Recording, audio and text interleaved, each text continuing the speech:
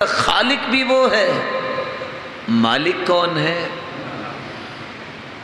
تبارک الذی بیدہ الملک وہو علی کل شیء قدیر۔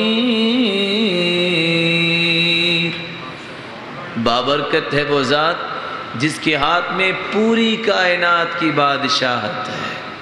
خالق بھی وہ، مالک بھی وہ، اور پوری کائنات کا رازق کون ہے؟ وہ اللہ ہے۔ ان اللہ هو الرزاق ذو القوة المتین۔ پوری کائنات کا رازق کون ہے؟ اللہ ہے، صرف انسان کا نہیں۔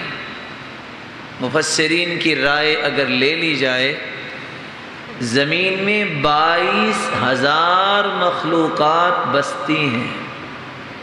کتنی؟ انسان ایک مخلوق ہے، 21,999 مخلوقات اس کے علاوہ ہیں۔ پوری کائنات میں جتنی اشیاء ہیں ان کی روزی کی ذمہ داری کس پر ہے؟ اللہ پر۔ وہ خالق بھی ہے، مالک بھی ہے، رازق بھی ہے، اور قادر مطلق بھی ہے۔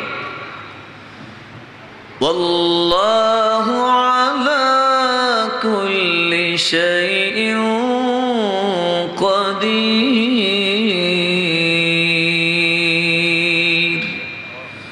ہر چیز پہ قدرت رکھنے والا کون ہے؟ اور پتہ ہے اللہ کی قدرت کتنی ہے؟ اللہ اکبر۔ وہ جب چاہے پانی کو حکم دے دے، 4 لاکھ بندے ڈبو کے مار دے، کوئی پوچھ نہیں سکتا۔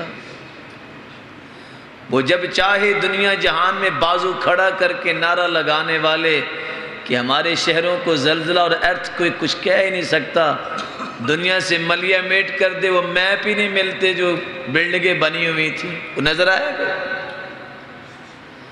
وہ بہت بڑا بادشاہ ہے، اس کی بادشاہی کا تعارف کیجئے۔ حملۃ العرش، اللہ کے عرش کو اٹھانے والے فرشتوں کا اگر تذکرہ انسان پڑھ لے تو اس کے 14 کے 14 طبق روشن ہو جاتے ہیں۔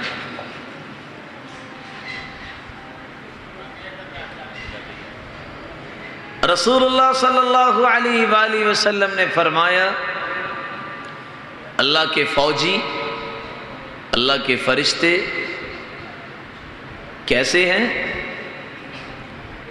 گزارش کر سکتے ہیں بھائیوں سے ذرا 2 منٹ بیٹھ جائیں۔ آپ سوچ رہے ہیں کہ قبر کی گرمی کیسے برداشت کریں گے؟ انسان میں تھوڑا سا ٹالرنس تو ہونا ہی چاہیے نا، کاغذ کا تو نہیں نا بننا چاہیے، کبھی اڑ کے ادھر چلا جائے، کبھی ادھر چلا جائے۔ صحابہ کرام جو تھے نا، جو ہمارے لیے آئیڈیل ہیں، وہ اسامہ بن شریک رضی اللہ تعالیٰ عنہ روایت کرتے ہیں، جب وہ گفتگو سننے بیٹھتے نا اللہ کے رسول صلی اللہ علیہ وسلم کی، تو ان کی حالت یہ ہوتی کہ ان علی رؤوسہم الطیر، جیسے ان کے سروں پہ پرندے بیٹھے ہوئے ہیں۔ اور آپ کو پتہ ہے ایک پرندہ انسان کے سر پہ نہیں بیٹھتا، لکڑی سمجھ کے تو بیٹھ سکتا ہے۔ تو ہمیں تھوڑا سا نا دینی مجالس کے تقدس کو باقی رکھنا چاہیے۔ اللہ آپ سب کو کروڑہا عزتوں اور برکتوں سے نوازے۔ خالق بھی وہ ہے، مالک بھی وہ ہے، رازق بھی وہ ہے، اور قادر مطلق بھی وہ ہے۔ غوث اعظم ہے تو کون؟ أَمَّن يُجِيبُ الْمُضْطَرَّ إِذَا دَعَاهُ وَيَكْشِفُ السُّوءَ وَيَجْعَلُكُمْ خُلَفَاءَ الْأَرْضِ أَإِلَٰهٌ مَّعَ اللَّهِ۔ بتاؤ جب کائنات میں کوئی شخص غمگین ہوتا ہے، کسی دکھ مصیبت میں مبتلا ہوتا ہے تو ہاتھ کدھر اٹھاتا ہے؟ اللہ کی طرف۔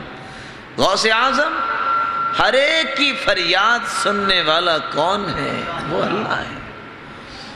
گنج بخش کون ہے؟ خزانے دینے والا۔ ہم نے چونکہ سوالات کا جواب دینا ہے نا، تو تعارف ہم قرآن سے کرنا چاہیں گے، کیونکہ آگے مومن جواب دے گا کہ میں نے قرآن پڑھا تو جواب آئے۔ وَلِلَّهِ خَزَائِنُ السَّمَاوَاتِ وَالْأَرْضِ، زمینوں اور آسمانوں کے خزانوں کا مالک کون؟ تو پھر وہی گنج بخش ہوا نا، خزانے دینے والا تو وہی ہوا نا۔ مشکل کشا کون ہے؟ اللہ ہے۔ مالک الملک فرماتے ہیں میرے پیارے پیغمبر صلی اللہ علیہ وسلم، تیرے جیسی ہستی میں نے پیدا ہی نہیں کی، لیکن ساتھ کیا فرمایا قرآن مجید میں؟ وَإِن يَمْسَسْكَ اللَّهُ بِضُرٍّ فَلَا كَاشِفَ لَهُ إِلَّا هُوَ۔ سرتاج رسول اگر آپ کو بھی دکھ پہنچے، تکلیف پہنچے، تو اس کو بھی رفع کرنے والا کون ہے؟ اللہ ہے۔ تو مشکل کشائی کرنا یہ کس کی صفت ہے؟ اللہ مالک الملک کی ہے۔ چلو بتائیے احد میں فتح کس نے دی؟ رسول اللہ صلی اللہ علیہ وآلہ وسلم جب بھی غمگین ہوتے تو کون مدد کرتا؟ اللہ کے رسول دعا کر رہے ہیں بدر کے مقام پہ، چادر گر گئی ہے، ابو بکر صدیق رضی اللہ تعالیٰ عنہ فرماتے ہیں آپ اتنی دعا کر رہے ہیں، اللہ نے آپ کی بات تو ماننی ہے، فتح اللہ دیں گے، لیکن سرتاج رسول پھر بھی دعا ہی مانگ رہے ہیں۔ کس سے؟ اور میں تو کہوں گا اگر یونس نبی بھی مچھلی کے پیٹ میں چلا جائے تو اس کو فریاد اپنی کدھر بھجوانی پڑتی ہے؟ وَذَا النُّونِ إِذ ذَهَبَ مُغَاضِبًا فَظَنَّ أَن لَّن نَّقْدِرَ عَلَيْهِ فَنَادَى فِي الظُّلُمَاتِ أَن لَّا إِلَٰهَ إِلَّا أَنتَ سُبْحَانَكَ إِنِّي كُنتُ مِنَ الظَّالِمِينَ۔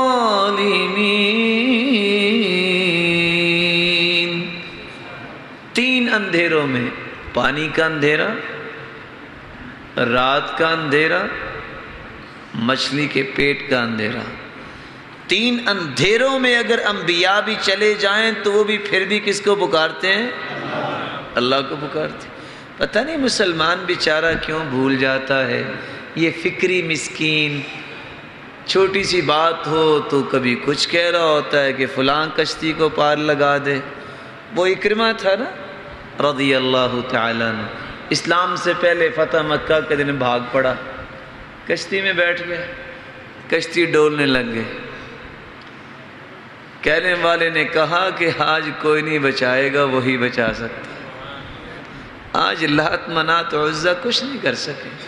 کہتے واقعی اگر آج وہ پانی میں وہ بچانے والا ہے تو خشکی میں بھی تو وہی بچانے والا ہوگا۔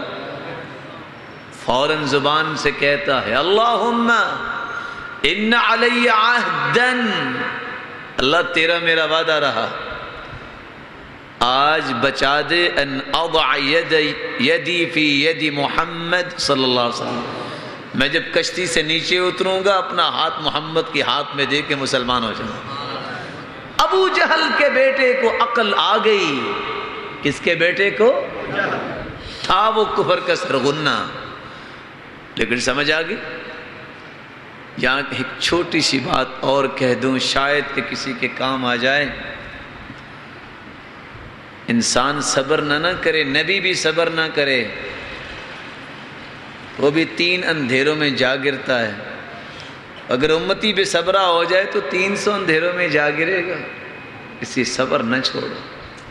یہ دنیا 4 دن کی گزری جانی ہے، صبر کو نہ چھوڑو۔ اور حدیث کے الفاظ سن کے خوش ہو جانا، ان من ورائکم زمان صبر، ایک وقت آنے والا ہے جہاں صبر کرنا پڑے گا۔ کڑو گے تم اور کہو گے یہ کیا ہو رہا ہے، صبر سے اپنے دین پہ ڈٹ جاؤ۔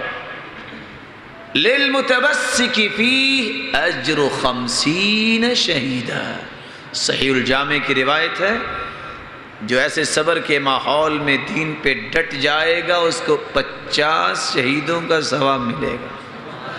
صحابہ نے سوال کر دیا، فرمایا منا او منہم، ہم میں سے 50 یا اس زمانے کے 50؟